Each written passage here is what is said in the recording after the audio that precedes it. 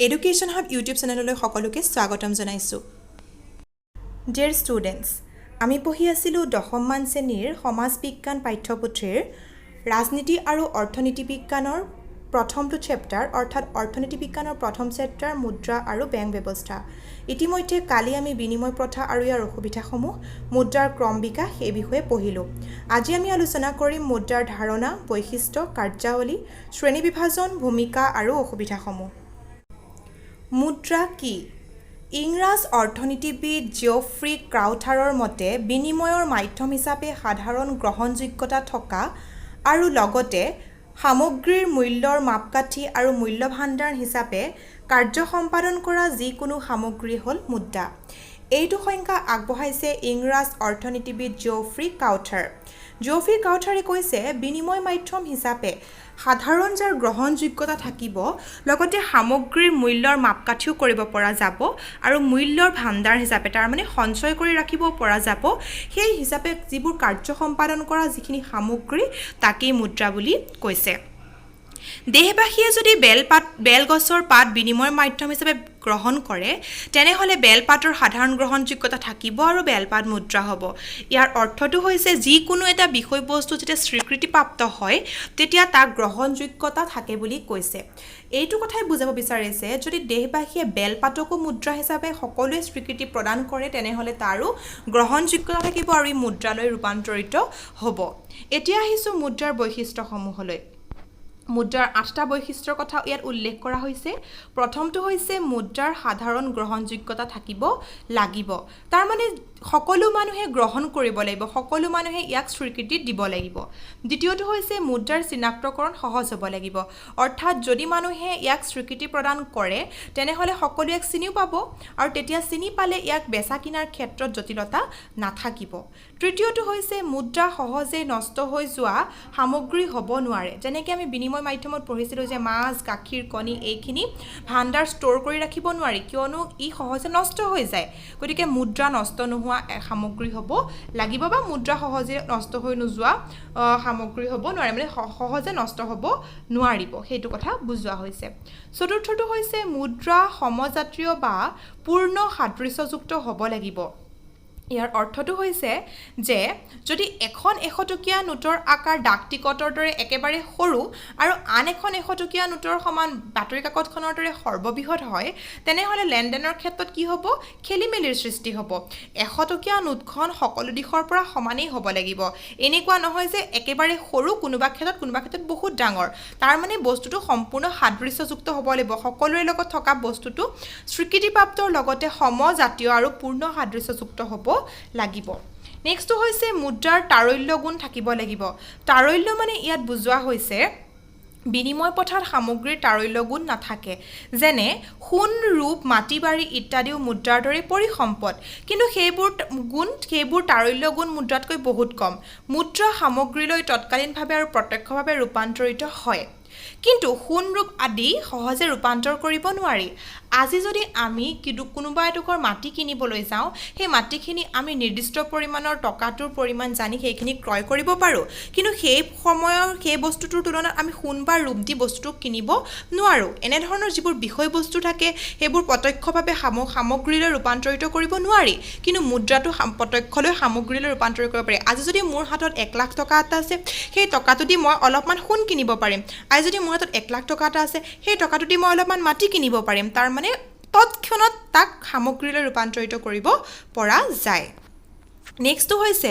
মুদ্ৰা হস্তান্তৰযোগ্য হ'ব লাগিব। নিশ্চয় মুদ্ৰা হস্তান্তৰযোগ্য হ'ব লাগিব, তাৰমানে এজন ব্যক্তিৰ পৰা আন এজন ব্যক্তিলৈ ইয়াক অতি সহজে আদান প্ৰদান কৰাৰ ব্যৱস্থা থাকিব লাগিব। মুদ্ৰা বিভাজনীয়। নিশ্চয় মুদ্ৰা বিভাজনীয়, তাৰমানে যেতিয়া আমি কৈছিলোঁ প্ৰথমে বিনিময় প্ৰথা পঢ়োঁতে হাতী এটা ভাগ কৰিব নোৱাৰি, কিন্তু মুদ্ৰা কি কৰিব পাৰি? কম মূল্যৰ মুদ্ৰাৰ সমষ্টিটো, মানে যদি আমি 100 টকা এটা থাকে, আমাক যদি কাৰোবাক 50 টকা দিব লগা থাকে, আমি নোটখন ফালি দিব নালাগে নহয়। 50-50 কৰিবলৈ আমি কি কৰিব লাগিব? আমি 50 টকীয়া নোট এখন দিলেই হ'ল, বা যদি 10 টকীয়া এটা লাগে, 100 টকাটো আমি 10 টুকুৰা কৰি এটুকুৰা দি দিলেতো নহ'ব। তাৰমানে বিভাজন কৰিব পৰা যায়, নোটখন ফালি নহয়, বিভাজন কৰিব পৰা যায়, যাতে আমি ইয়াৰ সৰু সৰু কিছুমান মুদ্ৰালৈ ৰূপান্তৰিত কৰাৰ এটা ব্যৱস্থাও ইয়াতে আছে। নেক্সটটো হৈছে মুদ্ৰাৰ মূল্যৰ স্থিৰতা থাকিব লাগিব। তাৰ মানে যেতিয়া মুদ্ৰাৰ মূল্য দ্ৰুতগতিত হ্ৰাস পায় তেতিয়া গ্ৰহণযোগ্যতা লোপ পাব সেই মুদ্ৰা সঞ্চয় ভাণ্ডাৰ কৰিব নোৱাৰিব তাৰ মানে মুদ্ৰাৰ স্থিৰতা থাকিব লাগিব আজি 10 টকাটোৰ মূল্য যিমান কাইলৈ 10 টকাটোৰ মূল্য সিমানে হয় বস্তুৰ সামগ্ৰীৰ দাম বাঢ়িব পাৰে কিন্তু মুদ্ৰাৰ মূল্যটোৰ স্থিৰতা সদায় একেই থাকে আশা কৰোঁ তোমালোকে এইখিনিলৈকে বুজি পাইছা এতিয়া আমি পঢ়িম ইতিমধ্যে আমি মুদ্ৰাৰ বৈশিষ্ট্যখিনি পঢ়িলোঁ যি মুদ্ৰাৰ আনটা বৈশিষ্ট্য আছে সেইখিনি পঢ়িলোঁ এতিয়া আমি পঢ়িম মুদ্ৰাৰ শ্ৰেণী বিভাজন বহল অৰ্থত মুদ্ৰাক দুই প্ৰকাৰে শ্ৰেণীবিভাগ কৰিব পাৰি হিচাপ নিকাচৰ মুদ্ৰা আৰু প্ৰকৃত মুদ্ৰা দুটা ভাগে ভাগ কৰা হৈছে এটা হৈছে হিচাপ নিকাচৰ মুদ্ৰা এইটো ধাৰণা কেৱল আৰু প্ৰকৃত মুদ্ৰা মানে আমি বুজি পাম এইটো বস্তু যে প্ৰকৃত মুদ্ৰাৰ ৰূপান্তৰ হয় হিচাপ নিকাচৰ মুদ্ৰাৰ ধাৰণাটো পৰিৱৰ্তন নহয় হিচাপ নিকাচ যাতে কৰি ৰখা হয় যে মই 10 টকা পাব লগা আছে কিন্তু প্ৰকৃত মুদ্ৰা 10 টকা পাব লগা আছে মিন্স 10 টকা এটা দি দিছে এই ধৰণৰ যেটো বিষয়বস্তু সেইটো কোৱা হয় এটা হৈছে হিচাপ নিকাচৰ মুদ্ৰা এটা হৈছে প্ৰকৃত মুদ্ৰা ভাৰতবৰ্ষৰ সংবিধানৰ প্ৰধানমন্ত্ৰীৰ পদবীটো আছে কিন্তু সদায় ব্যক্তিজন প্ৰধানমন্ত্ৰী হৈ নাথাকে কিন্তু প্ৰধানমন্ত্ৰীৰ পদত অধিষ্ঠিত ব্যক্তিগৰাকী সদায় প্ৰধানমন্ত্ৰীৰ ভূমিকা পালন কৰিব লাগিব তাৰ মানে আমাক বুজাইছে যে হিচাপ নিকাচ এটা ৰাখি থোৱা আৰু প্ৰকৃত মুদ্ৰালৈ ৰূপান্তৰ কৰাৰ মাজত পাৰ্থক্য আছে ধৰি লৈছো আজি মই লগৰ বান্ধৱী এগৰাকীৰ পৰা 10 টকা এটা ধাৰলৈ ললো মোৰ 10 টকাটো মই তেওঁক দিয়া নাই সেইটো হিচাপ নিকাচৰ মুদ্ৰা হৈ আছে আৰু তেওঁ 10 টকাটো মোক বিচৰা নাই হিচাপ নিকাচৰ মুদ্ৰা হৈ আছে যিদিনাখনেই মই দি দিম সেইটো প্ৰকৃত মুদ্ৰা হ'ব ঠিক সেইদৰে আমাক বুজাই দিছে যে প্ৰধানমন্ত্ৰীজনৰ যেটো পদবী সেইটো প্ৰধানমন্ত্ৰীৰ পদবীহে তাত আজি যদি মনমোহন সিং আহিছে কাইলৈ নৰেন্দ্ৰ মোদী আহিছে এনেকৈ সলনি হৈ থাকে পদবীটো একেই থাকে খালি সলনি হৈ থাকে এইটো বিষয়বস্তু আমাক বুজাই দিছে তোমালোকে এইখিনিলৈকে নিশ্চয় বুজি পাইছা যদি বুজি পোৱা নাই পুনৰ আকৌ এবাৰ আগলৈ নি পেলাই চাব পাৰিবা যাতে তোমালোকৰ বুজিবলৈ সুবিধা হয় এতিয়া আমি পঢ়িম যে বিভিন্ন ধৰণৰ মুদ্ৰাসমূহ যে আছে সেই মুদ্ৰাসমূহ যি প্ৰকৃত মুদ্ৰা আছে এইমাত্ৰ যে ক'লো যে প্ৰকৃত মুদ্ৰা দি দিয়া সেই প্ৰকৃত মুদ্ৰাবোৰনো কি কি প্ৰথমটো হৈছে সামগ্ৰী মুদ্ৰা দ্বিতীয়টো জন্তু মুদ্ৰা তৃতীয়টো ধাতু মুদ্ৰা চতুৰ্থ হৈছে কাগজী মুদ্ৰা পঞ্চম বিহিত মুদ্ৰা ষষ্ঠ অবিহিত মুদ্ৰা সপ্তম আদেশী মুদ্ৰা অষ্টম প্ৰতীক মুদ্ৰা নৱম চেক মুদ্ৰা দশম মান মুদ্ৰা একাদশ তপত মুদ্ৰা দ্বাদশ সংকুচিত্ৰ মুদ্ৰা ত্ৰয়োদশ হৈছে সুলভ মুদ্ৰা চতুৰ্থদশ হৈছে কলা মুদ্ৰা আৰু পঞ্চদশ হৈছে উচ্চ ক্ষমতা সম্পন্ন মুদ্ৰা এতিয়া আমি মুদ্ৰাখিনিনো কি বুজি লওঁ আহা প্ৰথমটো হৈছে সামগ্ৰী মুদ্ৰা হৈছে যেতিয়া আমি কিবা এটা বস্তু সামগ্ৰীৰ বিনিময়ত ক্ৰয় কৰি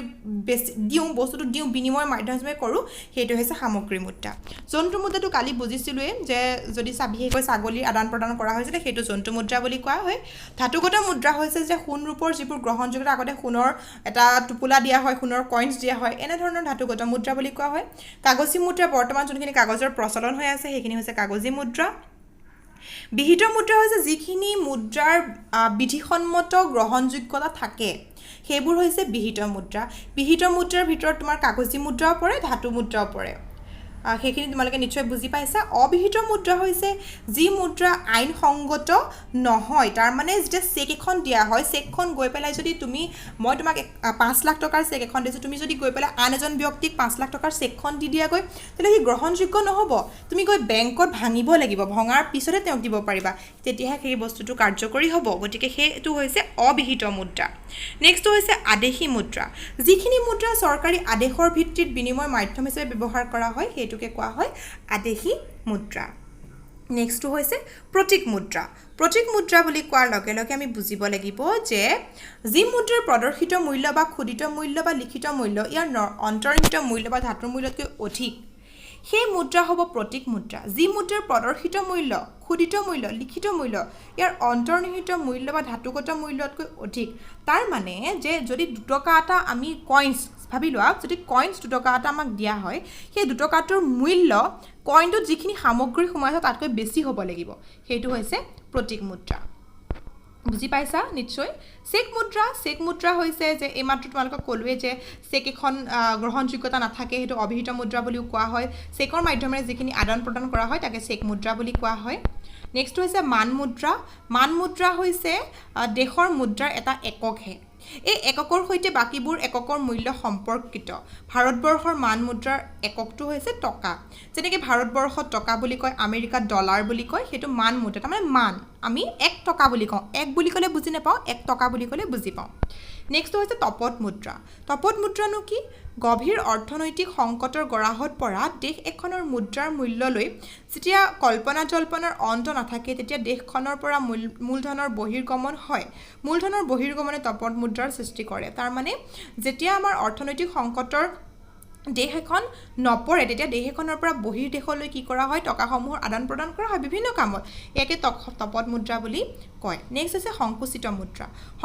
মুদ্ৰা হৈছে কেন্দ্ৰীয় বেংকৰ কাৰ্যৰ জৰিয়তে সংকুচিত মুদ্ৰাৰ সৃষ্টি হয় যেনে ৰিজাৰ্ভ বেংকে সুদৰ হাৰ বৃদ্ধি কৰিলে সদস্য বেংকসমূহে কম পৰিমাণে ঋণ ল'ব সংকুচিত মুদ্ৰা মানে হৈছে আমি জানো যে আমাৰ সৰ্ববৃহৎ যিটো বেংক সেইটো হৈছে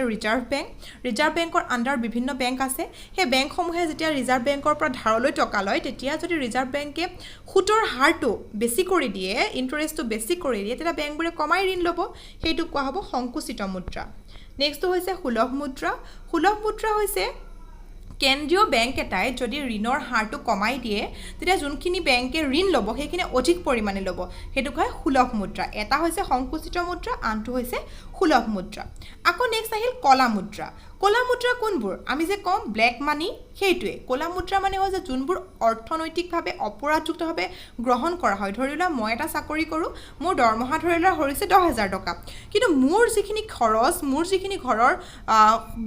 বয় বস্তুৰ যিখিনি খৰচ সেইখিনি যথেষ্ট বেছি তেতিয়া মানুহে মোক সন্দেহ কৰিব যে চাকৰিটোতকৈও বেছিকৈ কিবা এটা কৰি আছে সেইটো হৈছে কলা মুদ্ৰা তাৰ মানে মই অসৎ উপায়েৰে টকা পইচা ঘটিছোঁ সেইটো হৈছে কলা মুদ্ৰা নেক্সট হৈছে উচ্চ ক্ষমতা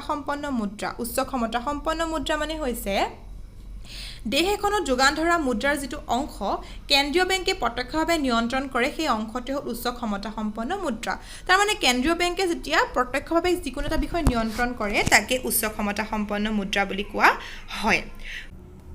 এতিয়া আহিছোঁ মুদ্ৰাৰ ভূমিকালৈ প্ৰথমটোৱে হৈছে মুদ্ৰাৰ বিনিময় কৰা প্ৰক্ৰিয়াটো সহজ কৰি তুলিলে বিনিময় প্ৰথা যথেষ্ট অসুবিধাদায়ক আছিলে আৰু মুদ্ৰাই সেইটো নকৰি সহজ কৰি তুলিছে ব্যৱস্থাটো নেক্সটটো হৈছে যি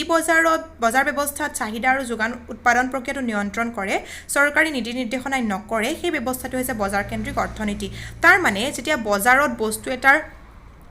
সাপ্লাই আৰু তোমাৰ ডিমান্ড চাহিদা আৰু যোগান এটো নিয়ন্ত্ৰণ এনেকুৱা কৰে যে যদি বস্তুটোৰ বেছি পৰিমাণে জনসাধাৰণে বিচাৰে বা বস্তুটোৰ এভেইলেবিলিটি বেছি হয় তেতিয়া লাহে লাহে বস্তুটোৰ দাম কমাই দিয়ে হয় গম পাইছানে তেনেকুৱা যিবোৰ বিষয় বস্তু তেতিয়া মুদ্ৰাটোৰ কি হৈ যায় দাম কমি যায় দাম বাঢ়ি যায় আমি দেখিছোঁ যদি আজি টিহু 1 কেজিৰ দাম 20 টকা কাইলৈ টিহু 1 কেজিৰ দাম 40 টকা যদি বস্তুটোৰ কমি আহিবলৈ ধৰে দামটো বাঢ়ি যায় এনে ধৰণৰ যিবোৰ ব্যৱস্থা এইটো মুদ্ৰাই গুৰুত্বপূৰ্ণ ভূমিকা গ্ৰহণ কৰে নেক্সটটো হৈছে যি ব্যৱস্থাত চৰকাৰী সিদ্ধান্তহে উৎপাদন প্ৰক্ৰিয়া নিয়ন্ত্ৰণ কৰে বজাৰে নকৰে সেই ব্যৱস্থাটো সম্পদৰাজিৰ মূল্য মুদ্ৰাৰ মাধ্যমত প্ৰকাশ কৰা হয় অৰ্থাৎ চৰকাৰে এটা নিৰ্দিষ্ট টকাত পৰিমাণ ধৰি দিব সেইটো দামতে সকলোখিনি বয়বস্তু ক্ৰয় কৰিব লাগিব আৰু বেচিব লাগিব এই ব্যৱস্থাটোকো মুদ্ৰাৰ ভূমিকাৰ ভিতৰতে অন্তৰ্ভুক্ত কৰিছে নেক্সট হৈছে মুদ্ৰাৰ অসুবিধাসমূহ মুদ্ৰাই কেতবোৰ অসুবিধাৰো সৃষ্টি নকৰাকৈ থকা নাই মই আগতেও কৈছিলোঁ প্ৰতিটো বস্তুৰে যেতিয়া ভাল গুণ থাকে বেয়া গুণো নিশ্চয় থাকে গতিকে মুদ্ৰাইনো কি অসুবিধাৰ সৃষ্টি কৰিছে এবাৰ জানি লওঁ প্ৰথমটোৱে হৈছে যে মুদ্ৰাৰ যদি মূল্যটো স্থিৰতা নাথাকে সমস্যাৰ সৃষ্টি হয় আজি যদি কিবা এটা বস্তু মই ক্ৰয় কৰিবলৈ গৈ বস্তুটোৰ কি কৰিছোঁ 10 টকা মূল্যটো আজিৰ সময়ত যদি মই বস্তুটো ক্ৰয় কৰিবলৈ গৈছোঁ আজিয়ে বস্তুটো কি হৈছে দামটো কমি আছে মই সৰহকৈ কিনি ললোঁ কাইলৈ গৈ দেখিলোঁ বস্তু কমি আছে কাৰণে বেছি দাম হৈ গ'ল কাইলৈ গ'লে মোৰ লছ হৈ যাব তাৰমানে স্থিৰতাটো কোনো সময়ত নাথাকে যিখিনি বস্তুৰ মূল্য সেইটো সময় নাথাকে গতিকে এই ক্ষেত্ৰতো এটা লোকচান হ'ব লগা হয় বহু ক্ষেত্ৰত গতিকে এইটো এটা মুদ্ৰাৰ এটা অসুবিধা বুলি ইয়াতে উল্লেখ কৰিছে মুদ্ৰা অৰ্থনৈতিক সম্পদ আৰু আয় একত্ৰীকৰণৰ এবিধ আহিলা হ'ব পাৰে তাৰ মানে যেতিয়া মুদ্ৰা সৰ্বোচ্চ অৰ্থনীতিত মুদ্ৰা অৰ্থনীতি আয়ৰ আহৰণৰ উপায় হৈ পৰি সামাজিক বৈষম্য সৃষ্টি কৰে নিশ্চয় যেতিয়া কোনো এজন ব্যক্তিৰ অৰ্থনৈতিক উৎপাদন বেছি হ'ব কোনো এজনৰ কম হ'ব তেতিয়া সেই ক্ষেত্ৰত সামাজিক বৈষম্যৰ সৃষ্টি হোৱা দেখা যায় আমি সমাজত যিটো ধনী দুখীয়া বুলি শ্ৰেণী এটা বনাই লৈছোঁ সেইটো মুদ্ৰাৰ ওপৰত ডিপেণ্ড কৰিছেনো বনোৱা নাই এইটো এটা উল্লেখ কৰা হৈছে নেক্সট হৈছে মুদ্ৰাৰ প্ৰতি থকা দুৰ্বলতাই সামাজিক মূল্যবোধৰ অৱক্ষয়ৰ কাৰণ হ'ব পাৰে মুদ্ৰাৰ প্ৰতি থকা দুৰ্বলতা মানে হৈছে আমাৰ প্ৰত্যেকৰে টকাৰ প্ৰতি লোভ আছে হয়নে আমি সকলোৱে টকাৰ কাৰণে কিবা কিবি কৰি থাকোঁ সেই ক্ষেত্ৰত কিছুমান ক্ষেত্ৰত এনেকুৱা হয় যে সামাজিক বৈষম্য আহে দুৰ্নীতি হয় অনিয়ম হয় অবিচাৰ হয় এই গোটেই বিষয়বস্তুবোৰ ইয়াতে সোমাই পৰা দেখা যায় নেক্সট হৈছে মুদ্ৰাৰ পৰা ক'লা মুদ্ৰাৰ সৃষ্টি হয় নিশ্চয় মই তোমালোকক অকণমান আগতে বুজাই দিলোঁ কেনেকৈ ব্লেক মানি হয় কেনেকৈ অপৰাধ কৰি মানুহে টকা পইচা ইনকম কৰে এই বিষয়বস্তুবোৰে হৈছে মুদ্ৰাৰ কিছুমান অসুবিধা আশা কৰোঁ তোমালোকে এইখিনি বুজি পাইছা আমি অহা কাইলৈ বেংকৰ ওপৰত পঢ়িম বেংক ব্যৱস্থাৰ ওপৰত পঢ়িম ভিডিঅ'টো তোমালোকে যদি অকণ খৰ হৈছে কাৰণ উপায় নাই বেছি দীঘলীয়াও কৰিব নোৱাৰোঁ আৰু বেছি দীঘল কৰি তোমালোকে অসুবিধা পাবা বুলি খৰকৈ বনাবলগীয়া হৈছে আশা কৰোঁ ভিডিঅ'টো ভাল পাইছা আৰু ইয়াৰ পৰা কিছু উপকৃত হ'ব পাৰিবা থেংক ইউ ছ' মাছ